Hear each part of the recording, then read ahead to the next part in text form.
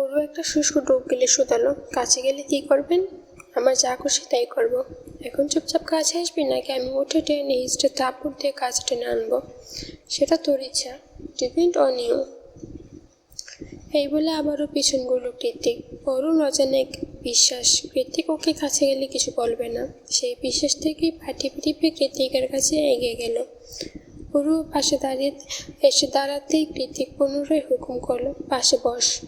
অরু তাই করলো। চুপচাপ কৃত্তিক থেকে দূরত্ব বজায় রেখে পাশে গিয়ে বসলো। অরু বসেছে কি বসেনি, তৎক্ষণাৎ ওর উপর মাথা রেখে সচল হয়ে শুয়ে পড়ল কৃত্তিক। কৃত্তিকের এমন অকস্মাৎ কাণ্ডে ওর নড়াচড়া বন্ধ হয়ে গেল।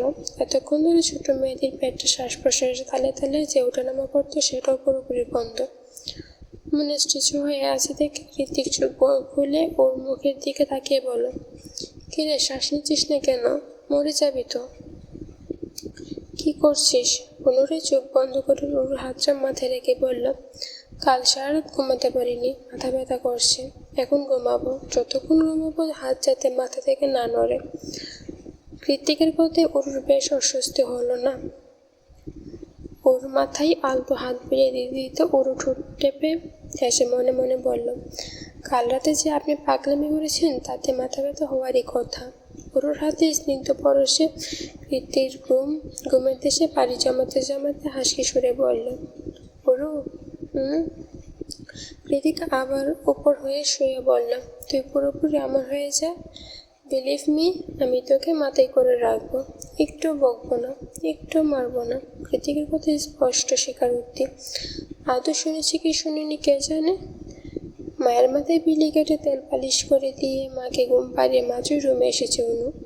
রুমে এসে মাত্রই অনু দেখতে পাই প্রাইভেট করে থাকা ফোনটা সেই তখন থেকে কেঁপে কেঁপে উঠছে। অনু এগিয়ে গিয়ে ফোন কানে তুলতে প্রত্যয় সুরে বলল, তোমাকে দেখতে ইচ্ছে করছে অনু। অনু হেসে বলল, কি করে দেখবেন, এখন তো আর হসপিটালে যেতে হয় না। ক্যাফের চক্র মায়ের বয়ে ছেড়ে দিয়েছি। মা একদম এসব পছন্দ করে না। প্রত্যয় তক্ত হয়ে বলল, আমি তোমাকে দেখতে চাই বেশ, কীভাবে দেখে করবে সেটা আমি জানি না। উনি একটু ভেবে বলল, দেখি গ্লোসারির কথা বলে বেরোতে পারে কি না। পারলেও জানবো আপনাকে হয়তো সাথে করে অরুকে তৈরিয়ে দিবে মা। প্রত্যয় হেসে দিল, নো প্রবলেম। মনে মনে বলল, বাইকে ম্যানেজ করে নিয়ে আসতে পারলে অরু অটোমেটিক ম্যানেজ। সারাদিন পার করে গোধূলি লগ্নে ঘুম ভাঙল কৃত্তিকের। আর মরা ভেঙে চোখ খুলতেই চোখ পড়ল, সামনে ভেসে উঠল ঘুমন্ত এক মায়াপুরীর স্নিগ্ধ মুখশ্রী। এটা অরু কৃত্তিকের ব্যক্তিগত অরু।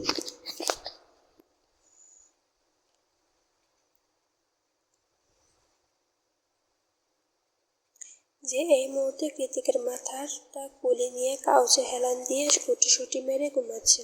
ওর নরম তুলতুলে হাতটা এখনো কৃত্তিকের চুলের বাজে নিবদ্ধ। আজকাল ওর একটু আত্মসম্পর্ণে বেশ খুশিতে কৃত্তিক। ওরুকে দেখতে দেখতে কৃত্তিকের ঠোঁট দুটি প্রসারিত হলো আন্তরিকতার জন্য হাসিতে। পরক্ষণে হাতের কাপচিতে পেটে থাকা গলিতে এক নজর চোখ বলিয়ে উঠে বসে।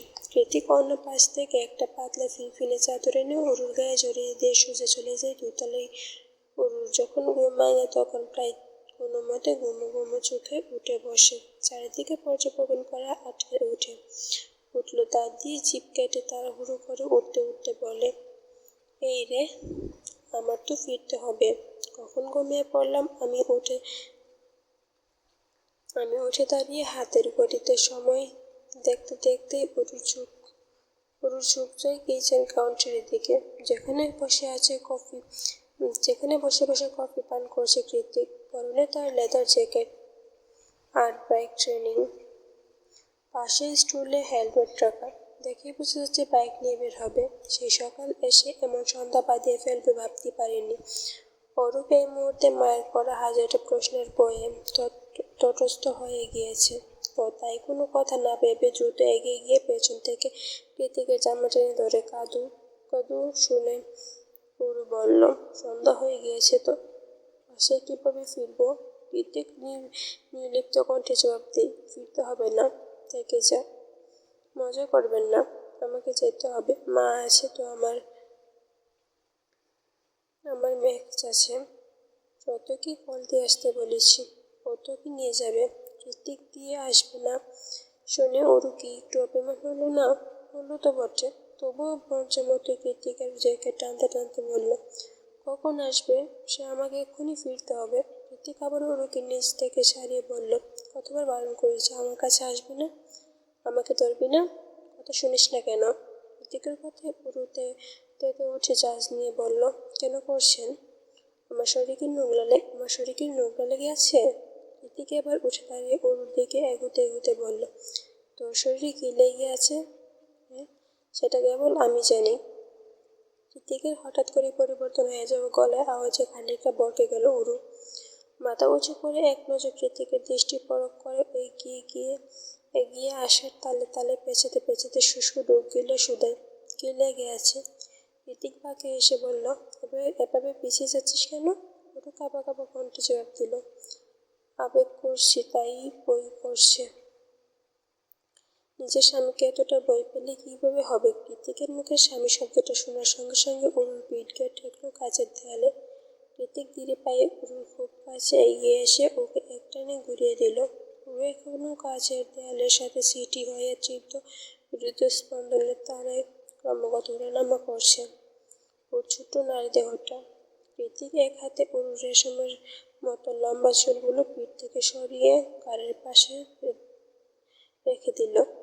অন্য হাত দিয়ে একটানে খুলে ফেলল পিঠের উপর ফুল বানানো টপসের লম্বা ফিতে। হঠাৎ করে ফিতে খুলে ফেলার তখন জামাটার গলাটা একবারে ঢিলা হয়ে গিয়েছে।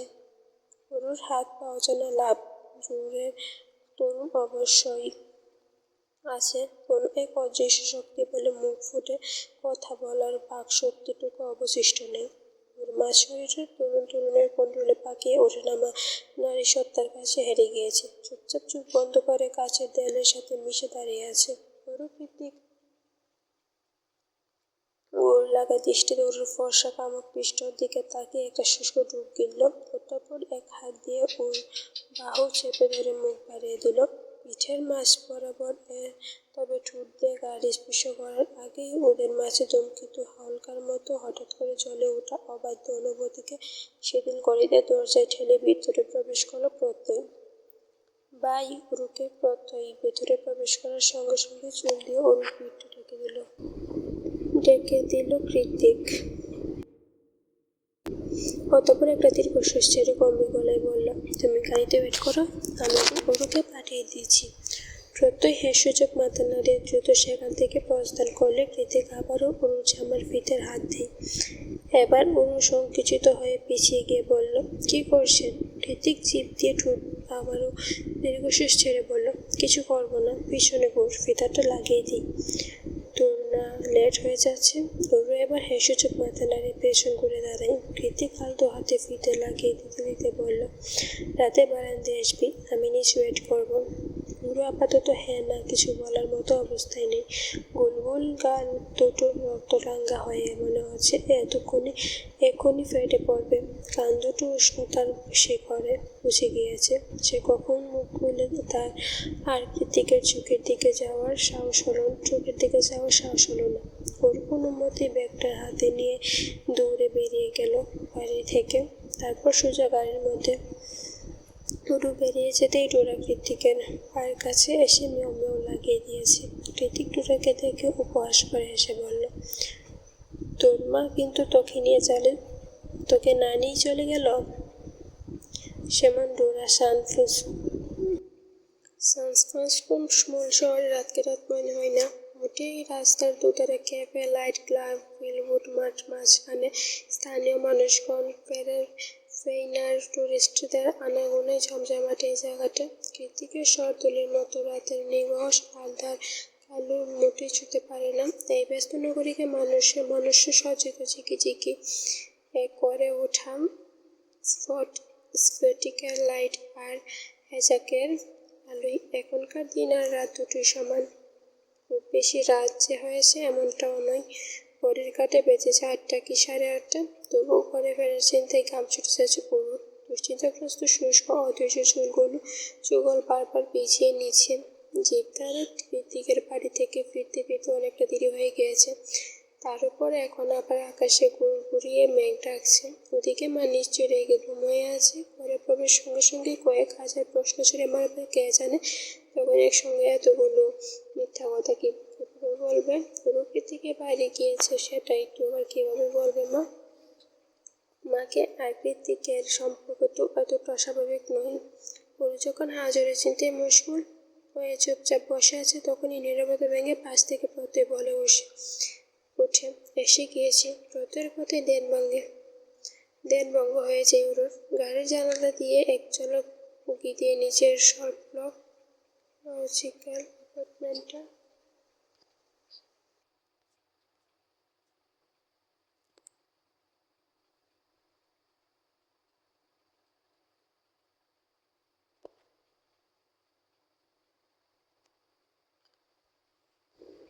নিজের লজিক্যাল অ্যাপার্টমেন্টের ভবনটার দিকে তাকিয়ে পুনরায় চোখ পুড়িয়ে প্রত্যয়ের ধন্যবাদ জানিয়ে দ্রুত গাড়ি থেকে বেরিয়ে যায় ওর। এগিয়ে গিয়ে গেট খুলে লিফটের সামনে দাঁড়িয়েতেই দেখতে পাই লিফট এখনো 26 তলায় গিয়ে আটকে ব্যতিগ্রস্ত। ওর মনে মনে ভাবব, আমি কেবল 3 তলায় যাব। এই লিফটের জন্য অপেক্ষা করার চেয়ে বরং সিঁড়ি দিয়ে দূরে চলে যাওয়াটাই উত্তম।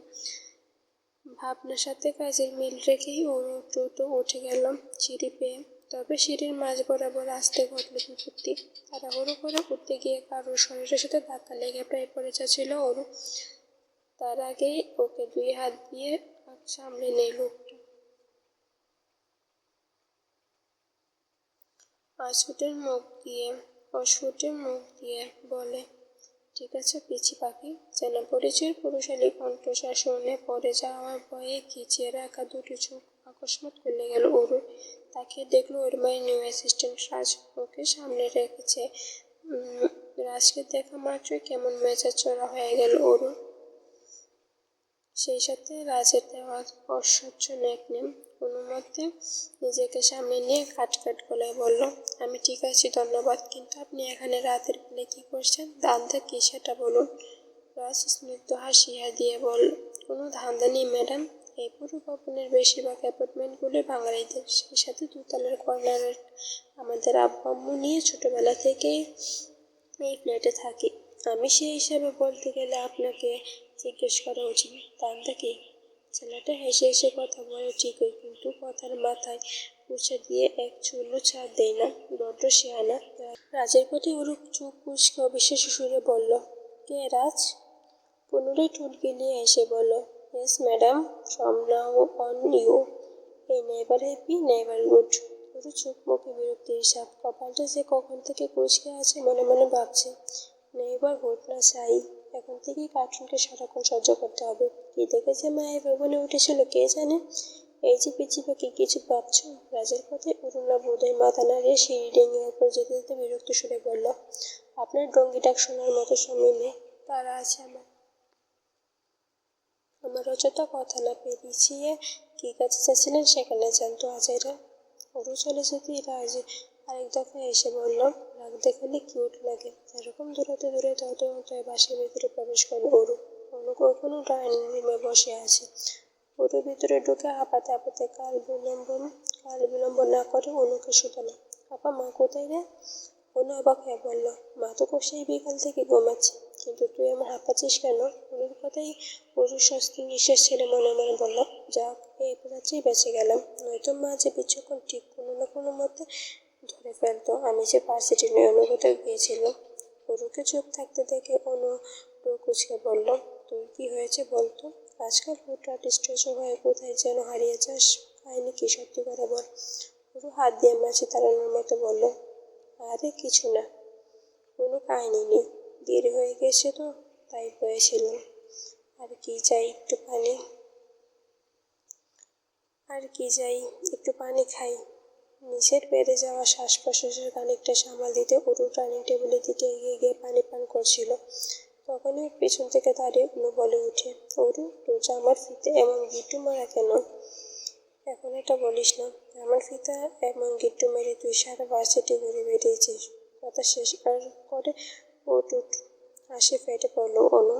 এদিকে ওরু অবুঝের মতো নিজের পেছনে হাত দিয়ে মনে পড়ে যায় কৃতিকের কাজ। তখনই কৃতিক ওর যে আমার ফিতাটা টান মেরে খুলে ফেলেছিল, তারপর নিজে বেঁধে দিয়েছে, কিন্তু এমনভাবে গিট্টু মেরেছে আমার ফিতাকে মেরে দেবে।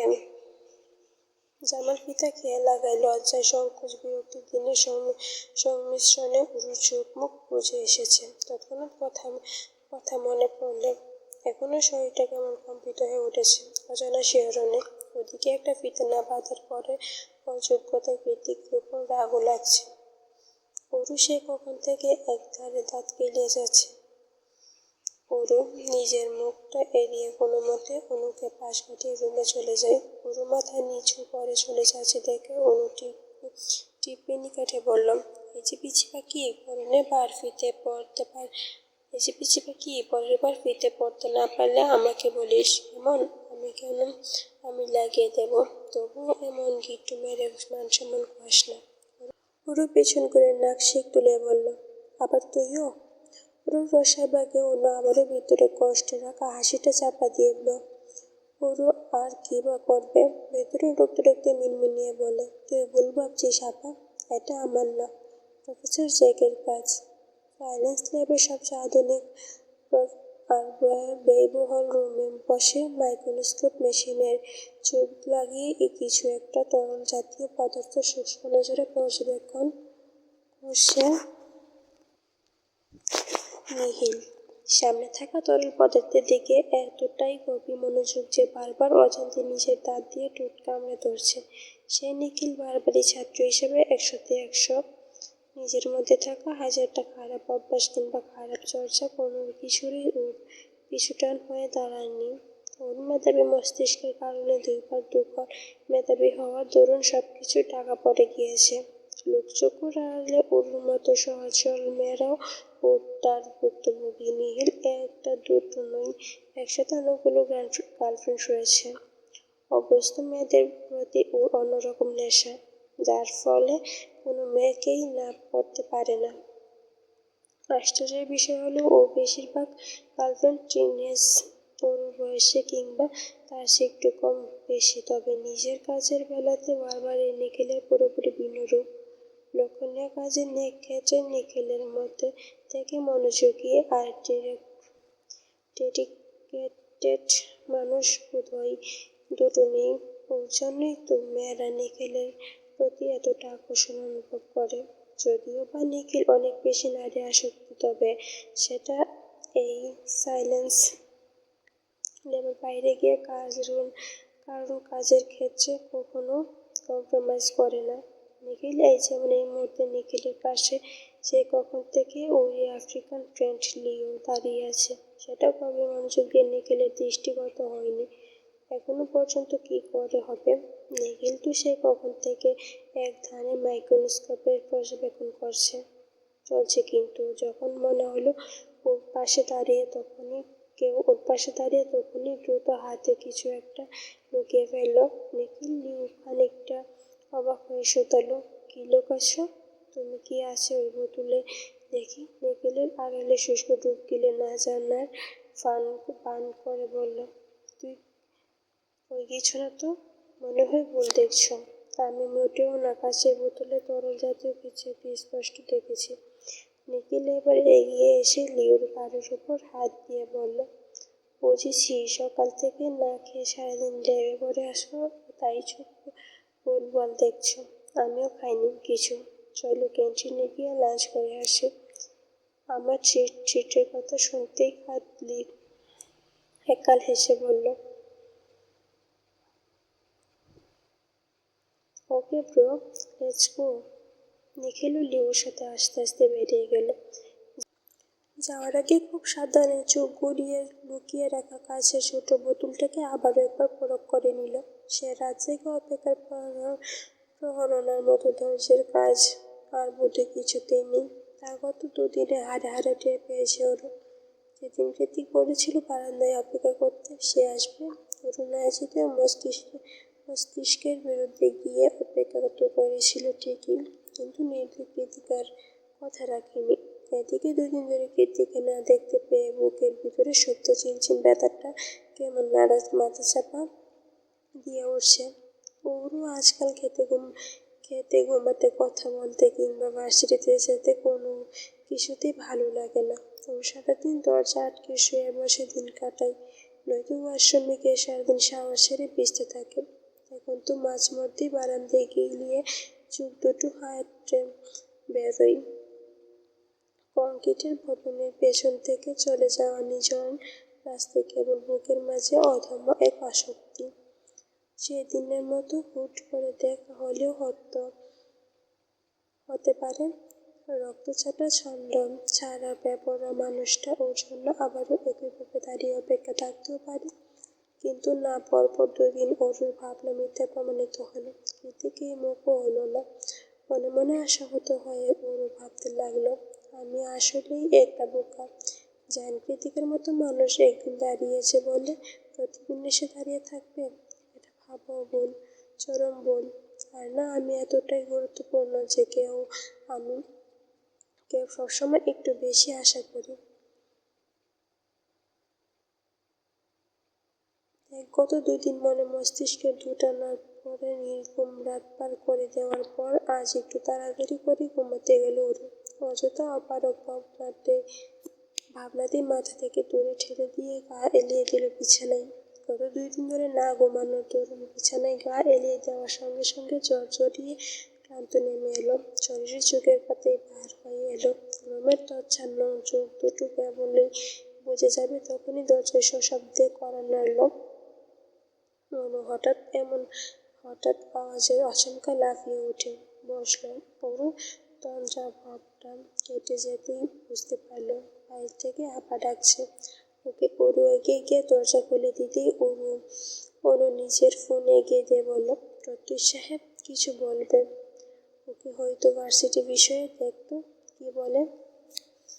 আমাকে মা ডাকছে, আমি এখনই আসছি। যদিও ওনার কথায় আগামাথা কিছুই ওরু বুঝে না, আসলেও না প্রত্যয় আবারও কি বলবে এত রাতে। তবুও হেসুযোগ মাথা নাড়িয়ে ফোন কানে ধরল।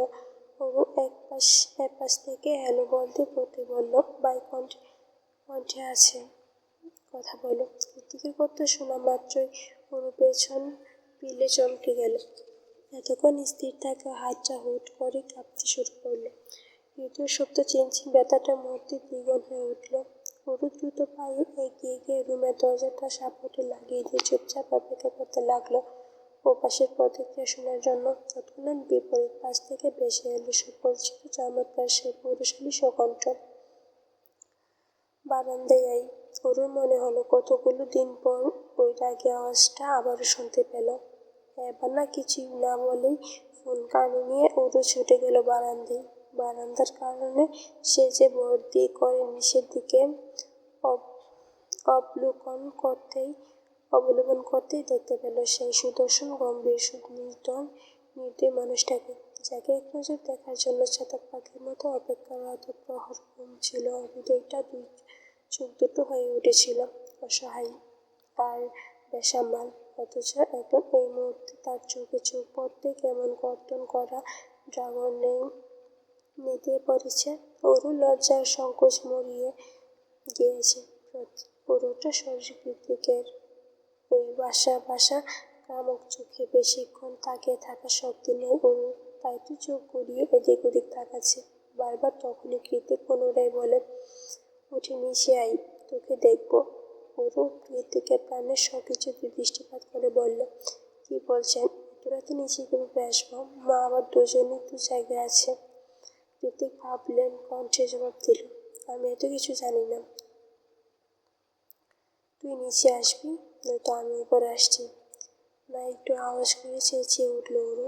অতঃপর দরজার দিকে একবার উঁকি দিয়ে আবার কৃতিকের দিকে তাকিয়ে বলল, কেন এমন করছেন?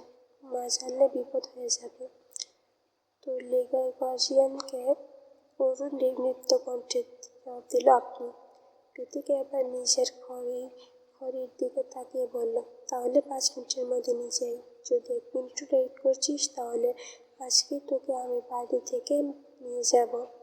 কেউ আটকাতে পারবে না, কারণ প্রতিদিন ভার্সিটি শেষ করে নিজের বউকে মুখ দেখার জন্য এত দূর রাইড করে আসতে ভালো লাগে না।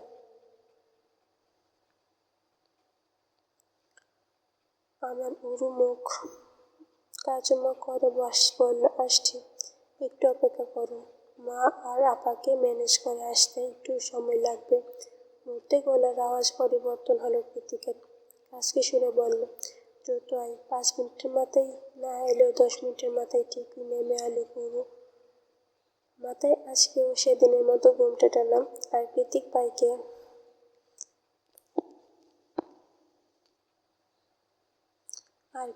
ভাইকে হেলান দিয়ে দাঁড়িয়ে ওরুর দিকে তাকিয়েছে। ওরু এগিয়ে আসতেই মাথার অবিন্যস্ত চুলগুলোতে হাত বুলিয়ে কৃতিক বলে, 5 মিনিট লেট। ওরু একটা দীর্ঘশ্বাস ছেড়ে বলল, এভাবে কেন বলছেন? এত কষ্টে লুকিয়ে চুরিয়ে বের হয়েছি। আপনি তো জানেন কতদিন লুকোবি এভাবে? ওরু মাথা নত রেখে ছোট্ট করে বলল, জানি না। কৃতিক ওরুর হাত টেনে নিজের কাছে নিয়ে আসলো, শুধালো, আমাকে মিস করিসনি? ওরু জবাব দিল না। কৃতিক এবার ওর দিকে একটা প্যাকেট এগিয়ে দিয়ে বলল, দেখতো পছন্দ হয় কিনা। ওর প্যাকেটটা হাতে নিয়ে নড়াচড়া করতে করতে শুধালো, কি আছে এতে, খুলে দেখ। কৃতিকের কথা মতো আপাতত প্যাকেটটা খুলতেই বেরিয়ে এলো একটা অ্যাপেল খচিত ব্র্যান্ডের টেস্ট মোবাইল ফোন। ফোনটা হাতে নিয়ে উল্টে পাল্টে দেখে ওর চক্ষু চরম গাছ। ও তৎক্ষণাৎ অবাক হয়ে গিয়ে কৃতিককে বলল, এত দামি ফোন আমাকে কেন দিচ্ছেন? আমি এটা নিতে পারবো না। কৃতিক বিরক্ত হয়ে কপাল কুঁচকে বলল, এটা তোর মায়ের রেডিমেড কোম্পানির টাকার কেনা নয়, তোর স্বামীর উপার্জনের টাকায় কিনা। নিতে পারবি না মানে? ওরও মুখ কাচুমুচু করে বলল, এভাবে কেন বলছেন? কৃতিক নিজেকে খানিকটা শান্ত করে নরম সুরে বলল, আর বলবো না, কাছে আয়। কৃতিক ওরুর প্রতিক্রিয়া অপেক্ষা